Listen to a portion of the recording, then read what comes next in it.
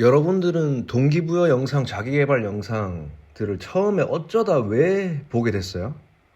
더 정확히는 여러분들은 왜, 언제, 뭐 때문에 이런 쪽 유튜브나 강연, 책 이런 걸 찾게 됐습니까? 간절히 바라기 100번 쓰고 심상화, 혹은 간절하지 말고 편안한 마음 가지고 이미 다 이루었다는 마음가짐을 가져야 된다. 트랜스서핑 같은 것들. 여튼 오늘은 이런 영상들이 맞다 틀렸다 이런 얘기 말고, 아까 처음 말씀드렸던 것처럼 여러분들은 이런 영상, 강연, 책들을 어쩌다 왜 보기 시작하게 됐는지, 아마 잘 되고 싶은데 그만큼 잘 안 되거나 혹은 너무 막막하거나 그래서 그렇죠. 우리 인생이 완전히 마음대로 되고 있고 술술 풀리고 있으면 저희가 검색이나 했을까요? 안 하죠. 오늘은 그래서 왜 보기 시작했는지, 찾기 시작했는지 최초의 마음을 다시 한번 상기해 보자는 취지도 있습니다. 왜냐하면 우리가 처음 볼 때, 아니면 오랜만에 그런 영상들을 좀 쉬었다가 다시 볼 때, 그때 볼 때는 막 뇌를 때렸을 거예요. 흥분되고 내 자신이 당장에 내일이라도 바뀔 것 같은 열정도 올라오고. 근데 저처럼 오래 그런 걸 접하신 분들은 저와 같은 생각을 좀 하실 것 같은데, 처음 접할 때만큼은 아니에요, 우리 마음이. 그리고 첫 영상이니까 저는 저부터 어떻게, 왜, 어쩌다 그런 영상 강연들을 찾고 처음 보게 됐고를 말씀드릴 거예요. 말씀드리면서 저라는 사람이 어떤 사람인지를 알아야 제가 하는 얘기가 공감이 되니까, 그죠?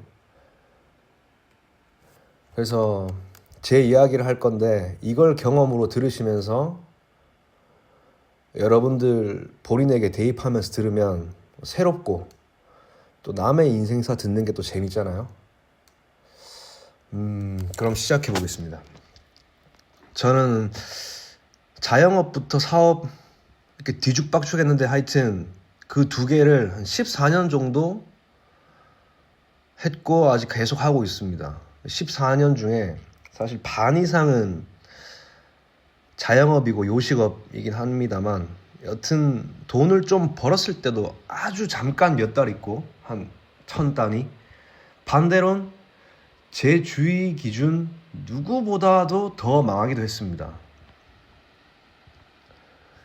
이 얘기를 하려면 조금 옛날부터 얘기를 할 건데, 저는 미성년자였던 학창시절 얘기부터 해볼게요. 저는 운이 좋아서 학창시절은 정말 잘 보낸 케이스입니다. 부모님이 낳아주시기를 좀 솔직히 큰 노력 안 해도 머리 쓰는 거랑 몸 쓰는 거는 좀 센스가 있게 좀 그랬는데, 예를 들면 수업 때만 집중하면 뭐 반에서 한 3등 안에 들고, 따로 뭐 방과 후 공부 없이, 운동도 다 괜찮았고, 키도 빨리 컸고, 그러니까 인기도 있었고. 저에게 장점이죠. 몸 쓰는 센스, 머리 쓰는 센스 다 괜찮았으니까. 근데 이게 나중에 제 발목을 잡습니다. 그러니까 그땐 내가 성인이 되면 어찌됐건 무슨 진로건 남들보다는 굉장히 상위권에 들어있을 줄 알았어요. 그러다 졸업을 하고 대학을 갔는데 갑자기 제가 처음으로 적응을 못 하겠는 거예요. 어딜 가나 나름은 조금 인정받고 뭐든 쉽게 됐던 그런 학생이 대학교 가니까 이상하게 제가 적응을 못 하겠었어요. 그러다 보니 성적이나 스펙 전부 다 별로가 될 수밖에 없죠, 솔직히. 그래서 당연히 취직 원서를 엄청 넣었지만 취직을 못했습니다. 여기서 노력해서 다시 스펙 올리고 취직 몇 회 더 도전하고 다들 그러죠. 저는 근데 그때 여기서 쉽게 말해 도피를 했습니다. 그 당시 도피했다는 사실 인정을 안 했던 것 같아요. 대신 돈만 더 잘 벌면 된다. 뭐 어렸을 때부터 돈이 가장 중요한 그런 사람이었다 보니 도피도 도피인데 그 시간이 아까운 거예요. 그래서 일단 일부터 시작했는데 그게 하필 주방이었습니다. 근데 주방 경력 다 합쳐도 남 밑에서 일한 거는 겨우 뭐 1년 될까 말 거예요. 머리나 몸 쓰는 데는 센스가 있으니 배우는 건 빨라서 저는 다 배웠다고 생각했죠, 철없이.